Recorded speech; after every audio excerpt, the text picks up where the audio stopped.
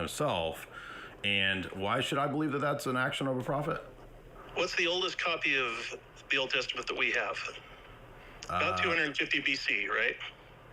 How does that hurt your case? How does that help your case? Because it's a long, long time before that Genesis is written. There's a lot of time that things can be taken out. Okay, and what's the evidence that anyone took anything out of Genesis 50? Well, I think you have a lot of biblical scholars who will argue that Where is the evidence? You're citing generic scholars. Where's a specific proof or evidence or argument that Genesis 50 was redacted? I don't have specific evidence for Genesis 50. So none at all. But I do have specific evidence that Joseph Smith restored other. Where is the proof? So that's assuming that he's a prophet and a restorer. And I'm saying that why should I believe that he is a prophet and a restorer, first of all? And the evidence that I see is that he adds himself to an ancient text, which is an action of a con man.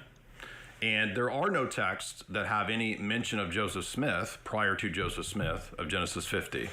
And your argument was, well, Genesis is really old, and there's some scholars that talk about redactions. How does any